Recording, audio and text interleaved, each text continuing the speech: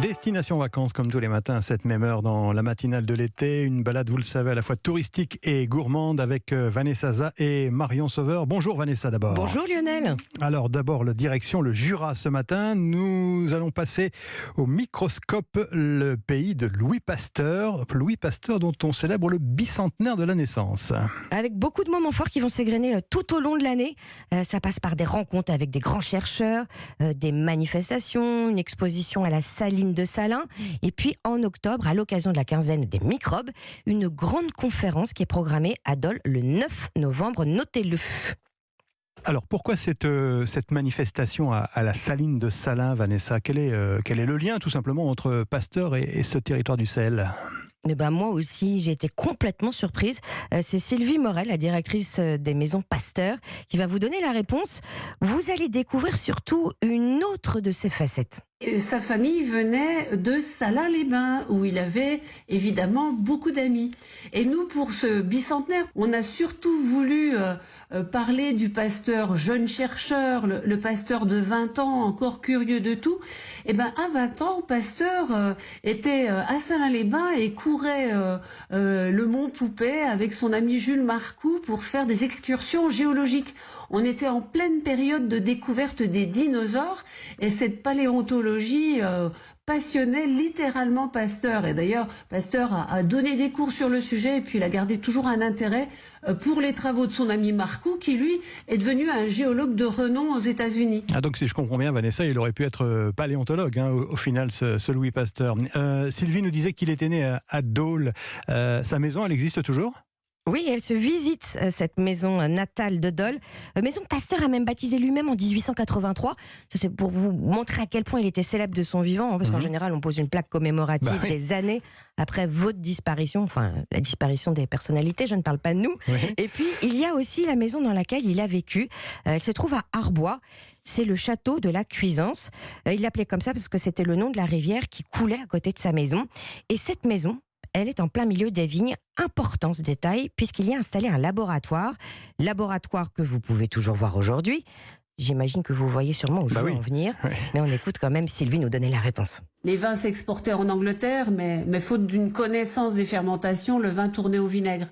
Pasteur va montrer que ces défauts du vin étaient liés à l'action de bactéries parasites qu'on pouvait éliminer assez facilement en faisant chauffer le vin à 55 degrés pendant quelques minutes. Ça a donné lieu à un brevet de conservation des vins par chauffage. Et très rapidement, les Allemands ont donné le nom de Pasteurisation, la pasteurisation, pour ce brevet.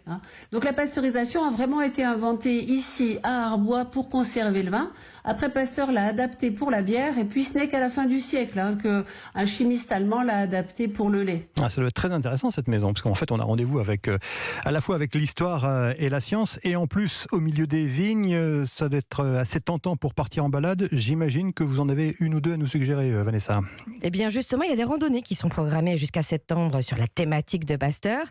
À Marnoz, à côté de Salins-les-Bains, un petit village ultra charmant avec une jolie rivière qui s'appelle la Vache, au bord de laquelle son père avait une tannerie.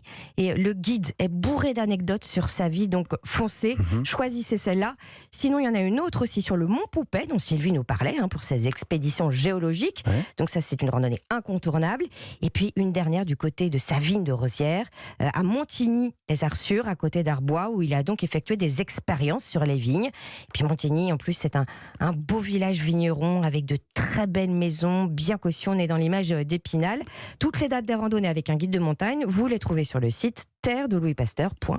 C'est tout simple, effectivement. Une petite adresse pour poser nos valises, Vanessa ? Oui, un très bel hébergement qui vient d'ouvrir à Dole.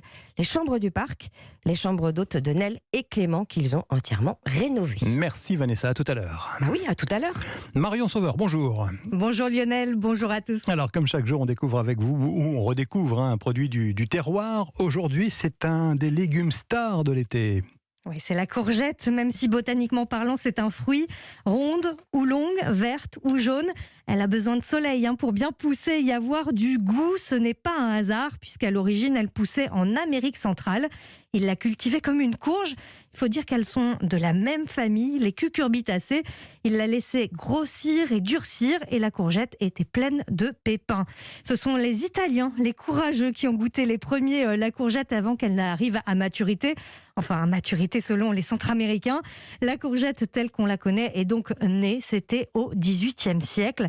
Aujourd'hui, il existe plus d'une centaine de variétés en France et parmi les plus connues, la courgette ronde de Nice et la courgette verte noire maraîchère, qui est donc la plus consommée, longue à peau au vert sombre.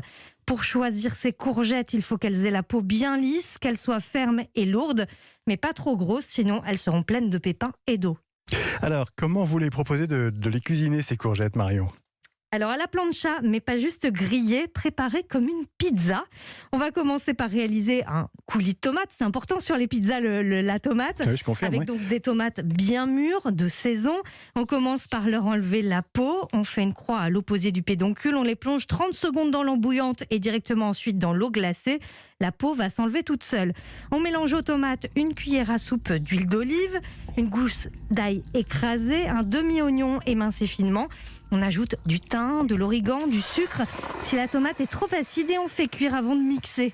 On coupe ensuite les courgettes dans le sens de la longueur. On les pose sur la plancha et quand elles sont grillées, on les retourne. On ajoute le coulis de tomate sur chaque tranche de courgette. Par-dessus du jambon découpé en dés. Un petit peu de basilic ciselé, on parsème d'emmental râpé et quand le fromage est fondu, eh bien c'est prêt. Et c'est comme les pizzas, les courgettes pizza, ça se mange chaud, on n'attend pas. Ah bah oui, effectivement. Chaque jour, Marion, vous demandez une astuce à un chef. Aujourd'hui, c'est une chef. Aujourd'hui, c'est la chef Manon Fleury qui sublime les légumes jusqu'à la fin de l'année au Perchoir Ménilmontant. C'est à Paris. Elle adore travailler la courgette et elle nous donne ses conseils pour transformer des courgettes un petit peu fatiguées. C'est de les transformer en pickles.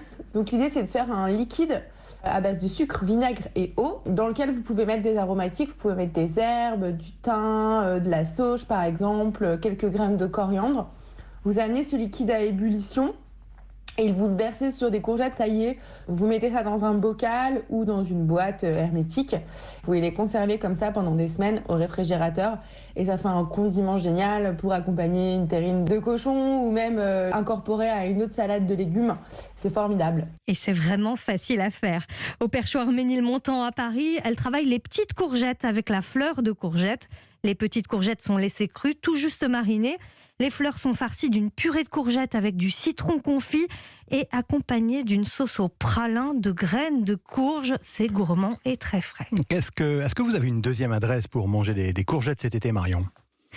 On va chez le traiteur Le Nôtre à Cannes et Paris. Le chef de création de la maison Guy Krenzer propose tout l'été une salade gourmande composée de courgettes, d'édamame, de pois gourmands, d'asperges vertes, d'haricots verts et de pousses d'épinards. Le tout assaisonné d'une huile d'olive et de basilic frais ciselé. Une salade bien fraîche, c'est tout ce qu'il nous faut. Exactement, parfait pour la saison. Merci Marion. Vos recettes et toutes les références de Destination Vacances sont à retrouver sur europe1.fr. À tout à l'heure, 9h moins le quart. À tout à l'heure.